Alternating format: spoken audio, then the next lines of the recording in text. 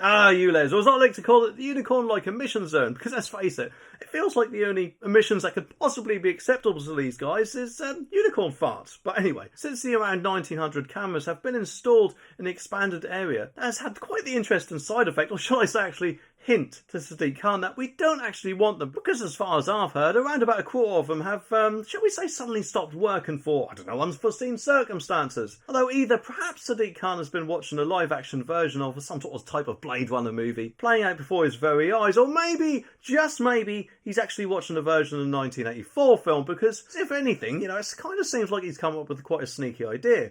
Apparently, some drivers have spotted vans with ANPR cameras on them that presumably, driving around the expanded area trying to catch out any drivers who dare to attempt to enter the zone with a non-compliant vehicle, if the camera in that area is, for whatever reason, being taken offline. The thing is, though, how much is this all costing us in our tax money? Especially, because in my opinion, Ulez is really pointless, because you can't exactly buy a new petrol or diesel car after 2030 or 2035 for hybrids, I keep hearing in the comments. So they're spending all this money trying to enforce something for under 10 years at the very minimum. It just kind of seems pointless, doesn't it? And it surely hits the poorest the hardest, doesn't it? Because, electric cars or a new compliant car for someone who can't afford it is going to be quite an expense, isn't it? But anyway, the article says that a fleet of Ulez camera vans appear to have been deployed following the expansion of the zone to Greater London.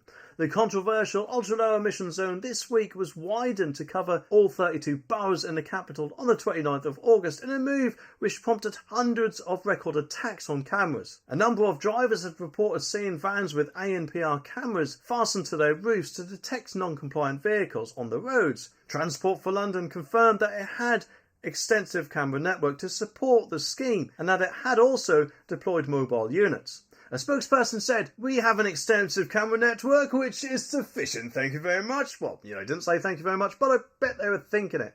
Which is sufficient to support the effective operation of the scheme. We have deployed some mobile units, though, as part of a mix of cameras, and anyone driving a non-compliant vehicle within the expanded zone will be detected, and we advise everyone to check whether their vehicle is compliant and to consider the various support that is available. I would also consider giving them a verbal kick in the gonads down the phone, but that's just me. And as of August, 1,900 more Ulez cameras have been installed in Greater London, bringing the total to more than 3,400 across the entire zone. Yet over the past 2 years alone, the Metropolitan Police have said that there have been 171 reports of crime relating to Ulez cameras. A total of 510 crimes were recorded between April the 1st and August the 30th, including 159 reports of cameras being stolen and 351 reports of cameras being vandalised. The number is likely to be higher as the crime can include more than just one offence